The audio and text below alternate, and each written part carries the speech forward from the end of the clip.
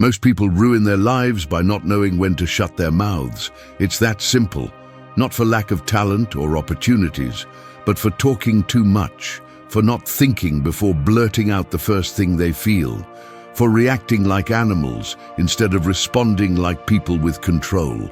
And then they regret it. They wonder why everything goes wrong for them.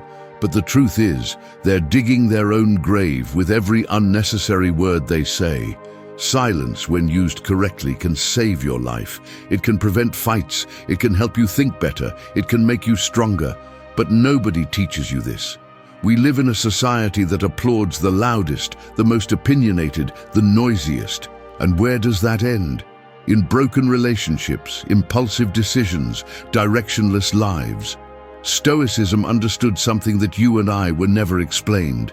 That every word is a choice, and that every silence can be an act of power. It's not about staying quiet out of fear, it's about being silent to maintain control, to speak when necessary, and to do so with intention, precision, purpose. This video is not for the faint-hearted. It's for those who are tired of being their own worst enemies, for those who want to regain control of their emotions, improve their relationships, and stop sabotaging their goals. We're going to talk about the power of silence, about the power of using your language as a tool, not as a weapon that goes off unintentionally. And we're going to do it from the perspective of Stoic philosophy, not from Instagram quotes. You're going to learn 8 lessons that will make you stronger, clearer, and more respected. They're not magic, they're practical, and they hurt, because change hurts, but it also transforms. 1. Break the loop of your old story. If there's something holding you back in life, it's probably not what's happening to you right now, but what you've been dragging along for years. It's that story you repeat in your head every time something doesn't go as you expected. That narrative that says, "This is who I am. This always happens to me. I'll never change." It's a loop, a mental cycle that feeds on your own words, your poorly processed memories, and an identity you built based on pain, fear, and failure. Stoic philosophy makes it clear, you are not your emotions, you are not your past, and you definitely are not the story that other people wrote for you. You are what you decide to be at every moment. You are what you choose to do with what happened to you. But for that, you have to break the loop. And that starts with silence. Yes, silence. Because as long as you keep mentally repeating everything that hurt you, you won't leave room for what can do you good. Silence cuts off the internal noise. It's that space where you can observe without reacting, where you can see your story as if it wasn't yours and, for the first time, question it. Does this really define me? Does this really limit me? Or am I just used to telling it like this? Every time you tell your story from a place of pain, you strengthen it. Every time you use words that chain you, you become your own jailer. What would happen if you stopped repeating it? What would happen if you simply decide to talk about yourself from a different place? Not with lies, not with illusions, but with another perspective. A colder one, more rational, more stoic. Epictetus said, "What disturbs people are not the facts, but what they think about the facts." And that includes what you say about those facts, because your words shape your interpretation. And your interpretation defines your reality. That's why breaking the loop is an act of courage. It's choosing silence where there used to be complaint. It's choosing new words where there used to be self-pity. It's not about denying what happened. It's about deciding how you're going to talk about it, or if it's worth continuing to talk about it. Does it contribute? Does it strengthen you? Does it push you to be better? If not, silence it. Stop repeating it, because everything you repeat becomes part of your identity. And if you repeat pain, you become suffering. But if you repeat power, vision, and purpose, your identity changes. This change doesn't happen overnight. It's not comfortable, but it's necessary. Because as long as you keep feeding your old story, you're going to keep getting the same results. You're going to keep reacting the same way. You're going to keep sabotaging yourself. Breaking the loop is a commitment to your future self. It's looking at your past without justifying your limits. It's assuming that what brought you here doesn't serve you to go further. And it's understanding that the first step is not to do something different on the outside, but to start speaking differently on the inside. You are not what happened to you. You are what you decide to do with it. And if today you choose to keep silent, observe yourself, stop repeating the same old thing, and build a new internal narrative, you're already breaking the loop. You're already stepping out of the character stuck in an old script. And when you break that script, you can finally write a new one that's stronger, clearer, more yours. 2. Shut your mouth before opening a wound. Speaking without thinking is one of the most common ways to destroy what you value most. A relationship, an opportunity, your own image. Everything can come crashing down in seconds because of a poorly chosen word. Because words don't get carried away by the wind. They stay, they stick, they leave marks that often not even forgiveness can erase. Most people live reacting. They let themselves be carried away by anger, pride, frustration, and they speak without restraint. They defend their impulsivity by saying, "That's just how I am," or "I can't keep quiet," as if that were a virtue. But the truth is that there is nothing brave about saying the first thing that comes to your mind. On the contrary, it's a sign of weakness, of lack of control. The Stoic philosophy is clear on this. Whoever does not master his tongue masters nothing. Because if you can't control what you say, you also can't control what you do, or what you feel, or the direction of your life. The uncontrolled tongue is like a sword in the hands of someone who doesn't know what they're doing. It can end up cutting the one who wants to protect, or cutting himself. Stoicism doesn't ask you to be quiet out of submission. It asks you to think before you speak, to observe the emotion before expressing it, to choose your words with the same precision with which a surgeon chooses his tool. Because a word can heal, but it can also open a wound that not even time can close. Have you ever stopped to think about how many unnecessary conflicts you have created just by not knowing when to keep quiet? How many times have you ruined something good just by wanting to have the last word? How many times have you spoken from the wound and not from reason? Shut your mouth, not as an act of weakness, but as an act of power. Because it takes much more courage to be silent when you're boiling inside than to blurt out the first thing that comes to mind. Silence in those moments is not emptiness, it's strategy, it's emotional intelligence, it's control. Marcus Aurelius said, "The best revenge is not to be like your enemy." And that includes not responding to fire with more fire, not falling for provocations, not lowering yourself to the level of someone who only knows how to attack. Sometimes, the most powerful response is none. Silence makes uncomfortable, makes you think, dismantles the conflict. But above all, it protects you. And it's not about repressing what you feel, it's about not giving it away at the worst moment. Speak when you're at peace, not when you're burning. Because when you speak from anger, it's not you who's speaking, it's your wound. And when you speak from the wound, you can only cause more pain. If you really want to live with purpose, if you really want to build healthy relationships and stop sabotaging your goals, start by training your tongue. Before you speak, breathe. Before you react, think. And if you have nothing to add, to calm or to build, better keep silent. That silence can save your day, your bond, your path. Not everything that is felt should be said.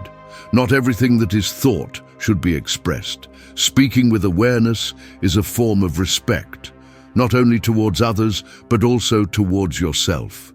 Because you're showing yourself that you have control, that you're no longer a person who gets carried away by the emotion of the moment. This is how true character is built.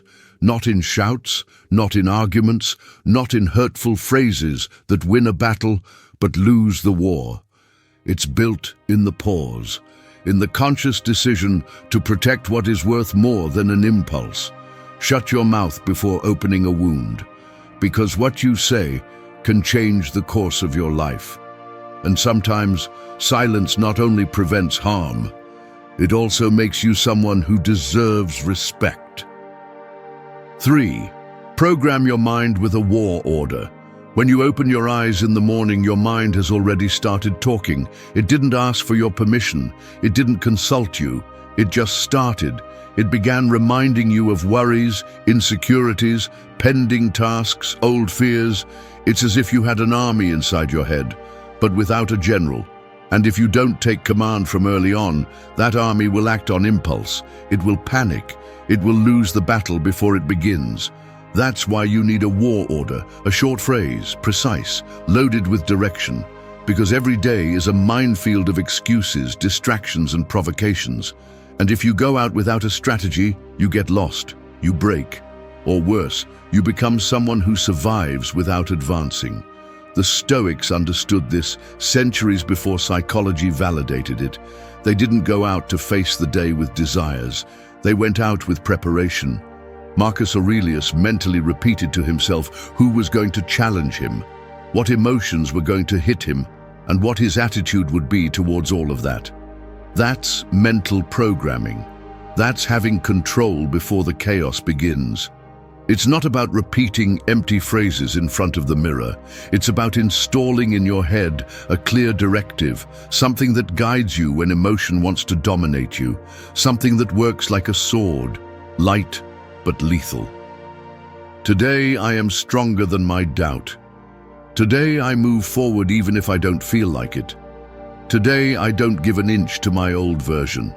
The mind works like an operating system, and what you say, what you repeat, is the code that installs your behavior. Want to act with discipline? Program it. Want to stop reacting as usual? Order it. Because if you're not the one giving the order, your fear, your laziness, your past will. Every time you talk to yourself like a victim, you're giving up command.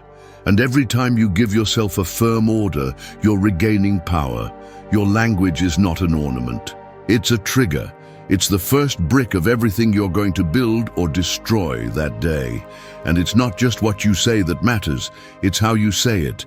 It's not the same to say, I'm going to try, as today I do it whether I feel like it or not. It's not the same to say, we'll see what happens, as today there's no room for excuses. The tone is everything. Your mind doesn't need you to treat it gently. It needs you to lead it forcefully. Imagine you're in a barracks. You wake up and there's chaos outside, shouts, confusion. Your soldiers, your thoughts, your emotions, your decisions look at you expecting direction.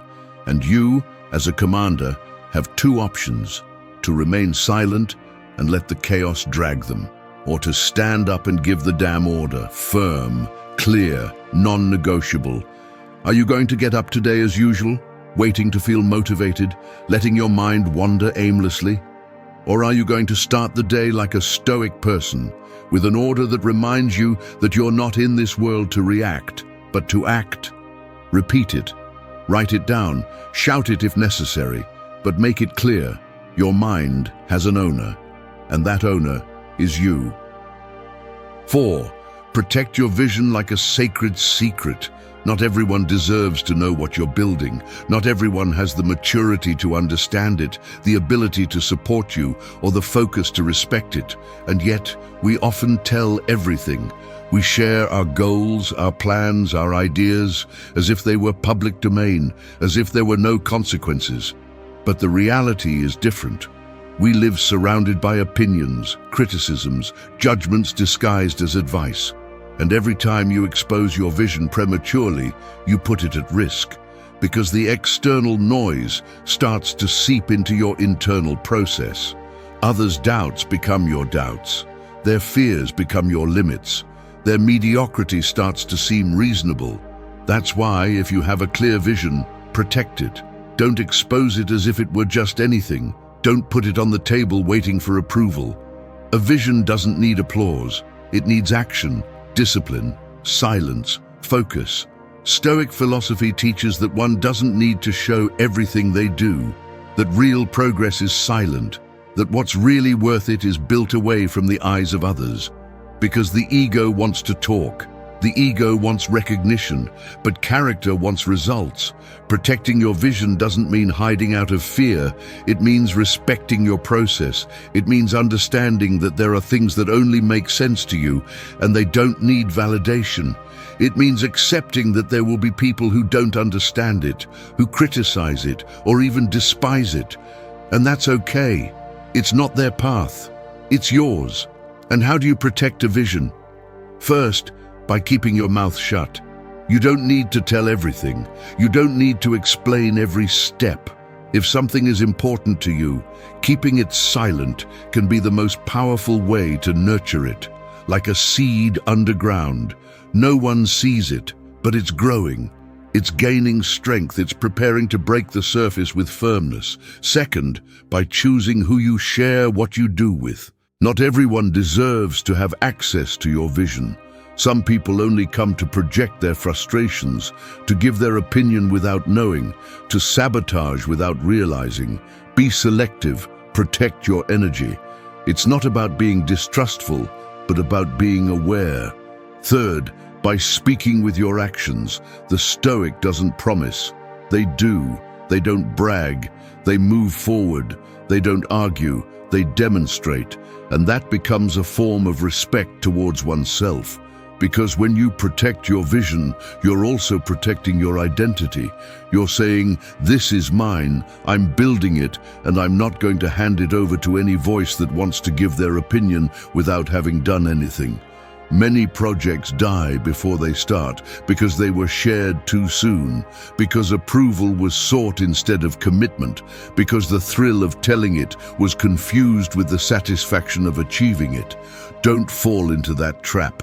Your vision is a place you're going to, and like any important destination, it needs maps, planning, and firm steps. You don't get there by talking, you get there by walking, and often in silence. So protect yourself.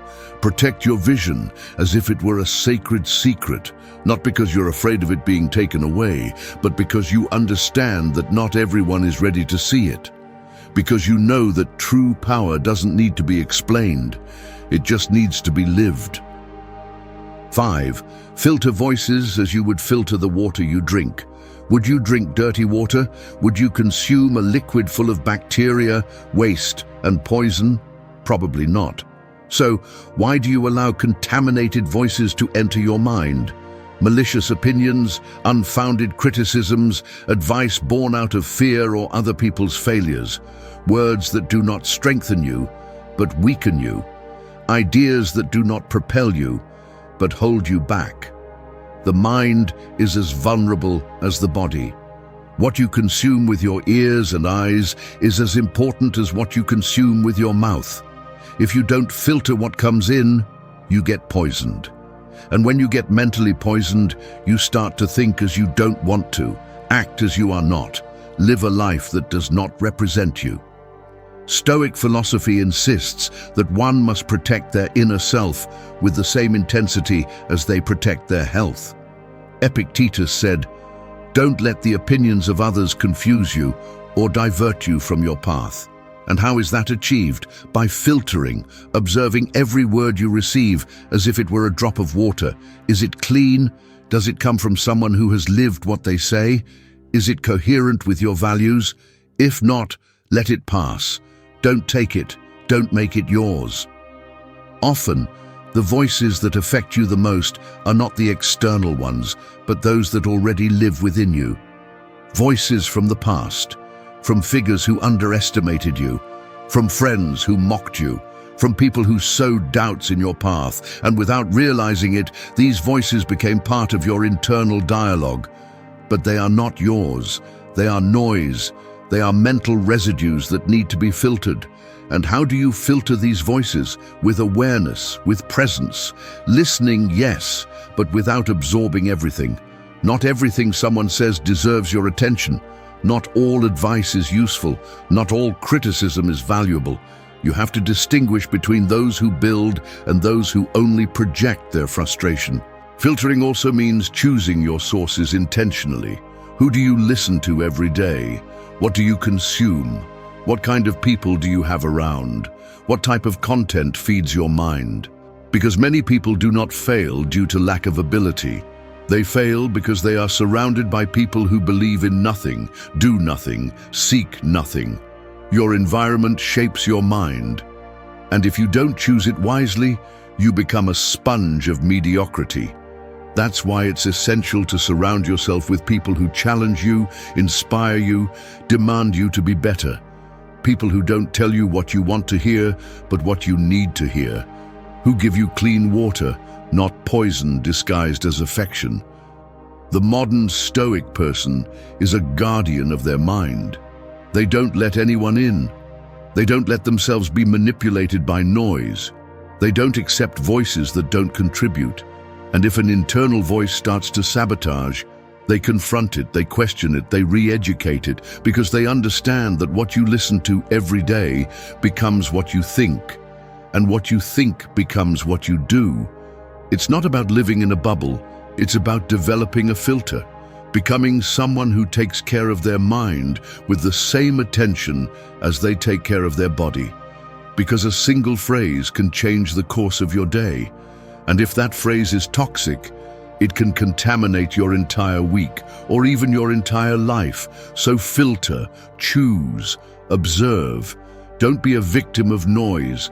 Become someone who listens with discernment, responds with wisdom, and moves forward with clarity.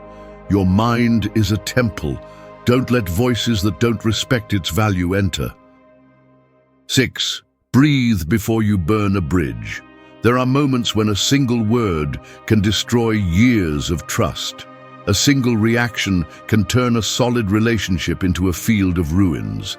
A decision made in a moment of anger can mark your life with a scar that never fades.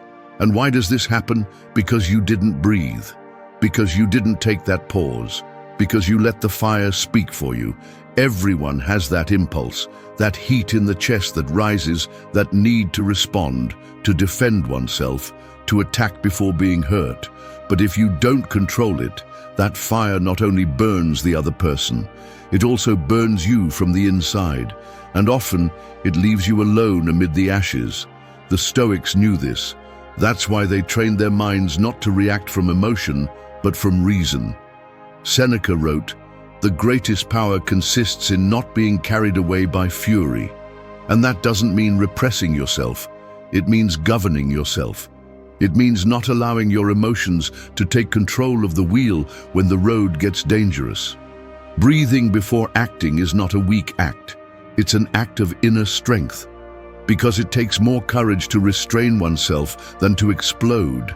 Anyone can shout, anyone can insult, anyone can sever a bond in anger, but not everyone can stop, observe their emotion, and decide not to be a slave to it. At the exact moment you feel you're going to explode, you have an opportunity. A small crack in time, a space of silence between the stimulus and your response. That space is everything. That's where it's defined whether you're going to move forward as a firm and conscious person, or if you're going to repeat the same reaction you already know, the one that always ends badly. Breathing is not just a physiological action, it's a declaration of dominion. It's telling your mind, I'm in charge. I don't react like a reflex, I act with intention. And that intention can save bonds, it can save your credibility, it can prevent mistakes that later turn into regrets. Not all bridges should be kept. There are relationships, situations, or environments that are better left behind. But even for that, there are ways. It's not the same to walk away firmly as it is to walk away in fury. It's not the same to set boundaries as it is to destroy everything in your path. When you act from anger, you may be right, but you lose respect. You lose balance. You lose control. A deep breath won't solve all your problems, but it can prevent you from multiplying them. It can give you the mental space you need to see things from a different perspective. It can give you back the power you're about to surrender in a fit of rage. We live in a world where reacting quickly has become normal. But that emotional speed is destroying us. It makes us impulsive, volatile, unstable. The person who breathes before acting becomes a rarity, but also a force. Because while other people burn bridges out of pride, you become someone who builds from consciousness. The next time you feel everything rising to your chest, that you want to respond with fury, that you want to cut everything off, do the hardest thing. Do nothing. Breathe. Wait. Think. And only then decide. From calmness, from control, from your best version. It's not about enduring everything, it's about choosing how and when to act. It's about speaking from clarity, not from anger. Because the silence that comes after a breath can be wiser than 1,000 words spoken in a fit of rage. Before you burn a bridge, breathe. Because sometimes that bridge can still take you to a place that's worth it. 7. Build in the shadows, not under spotlights. There's a very common trap in this world, wanting to be seen before being ready, showing results without having done the work, receiving applause without having earned it. It's the need for immediate recognition, for external validation, for attention, even if what you're building is still just a facade. But the real doesn't need spotlights. The real forms in the shadows, in silence. In that place where no one applauds, where no one asks, where no one is watching you. That's where character is forged. That's where discipline is trained. That's where solid projects grow, true changes, and results that do endure. The Stoics spoke little and acted much. They didn't seek attention. They sought consistency, because they knew that ego is a distraction disguised as motivation. And if you let it control you, you're going to end up acting to please, not to progress. You're going to depend on the like, on the you're doing well, on the keep going, as if your progress needed witnesses to be real. Building in the shadows is choosing the discomfort of anonymity. It's deciding that your growth doesn't need to be displayed to have value. It's working when no one sees you, striving without cameras, maintaining your routine without having to share every step. Because you know that what's important is not what others perceive, but what you know you're doing. And this is not easy. The current world pushes you to show everything, to share your advances, your achievements, your habits, to turn your life into a showcase. But what is exposed too much wears out. What is shown before its time loses strength, and often it deflates. Your process needs privacy. It needs intimacy. It needs that sacred space where you can make mistakes without being judged, progress without external pressure, and learn without the need to prove anything to anyone. Because true transformation doesn't make noise. True discipline doesn't need explanations. Building in the shadows also means protecting your energy, not wasting it explaining your plans to people who don't understand them, not exhausting yourself justifying your decisions, not losing focus by seeking approval. It means acting with vision, not with anxiety for recognition. There's a big difference between building to progress and building to be seen. One strengthens you, the other weakens you. One focuses you on the process, the other obsesses you with the image. One prepares you for lasting results, the other makes you vulnerable to the judgment of others. The modern Stoic person doesn't need spotlights. They need commitment. They need structure. They need a clear vision and fertile silence, because they know that when the time comes, when the results speak for themselves, they won't need to explain anything. Consistency speaks louder than any speech. So while the world seeks to shine without substance, you choose to build without distractions. Make silence your training zone, anonymity your advantage, the shadow your fertile ground. And when the time comes to show what you've done, let it not be because you need attention, but because the work is done and can no longer be ignored. You don't have to prove anything yet. First, prove it to yourself, in silence. Without spotlights, without an audience, just you and your commitment. Because what is built in the shadows grows with deeper roots. 8. Make silence your natural charisma. In a world where most people talk too much, silence has power, it has weight, it has presence. The person who knows how to keep silent at the right time does not go unnoticed, not because they are trying to attract attention, but precisely because they don't need it. Their calmness, their gaze, their control say much more than 1,000 words. There is something magnetic about someone who doesn't rush to speak, in someone who doesn't interrupt, doesn't compete for space, doesn't need to fill every void with noise. That person conveys confidence, they convey security, they convey respect. Because well-used silence is not emptiness, it is structure. It is a sign of personal mastery, and that is perceived even without saying anything. Stoic philosophy defended silence as a virtue, not as a form of evasion, but as a form of power. Epictetus said it clearly, "If your conversation is not better than silence, then do not speak." And that phrase should be a rule of life, because most of the time people speak out of impulse, discomfort, insecurity, as if silence were an enemy, as if keeping quiet was a sign of weakness or indifference. But it is quite the opposite. Silence is a conscious choice. It is a demonstration of emotional intelligence. It is the pause that shows that you are observing, that you are listening, that you are processing before responding. And in a world where many people react without thinking, that is rare. And precisely for that reason, it is valuable. Silence also protects your energy. It doesn't force you to over-explain. It doesn't expose you to wrong interpretations. It doesn't involve you in unnecessary conflicts. When you learn to use it, you discover that not everything deserves a response. Not every provocation deserves a reaction. Not every conversation requires your participation. And the most interesting thing is that silence, far from distancing you from people, can make you more attractive. Because it generates curiosity, it generates respect, it generates the feeling that there is something deeper in you, something that doesn't need to be exposed to exist. True charisma is not in talking a lot. It's in knowing when to speak and when not to. Make silence your natural charisma, not because you want to seem mysterious, but because you have learned to respect yourself. Because you know that your value does not depend on how much you talk, but on how much control you have over yourself.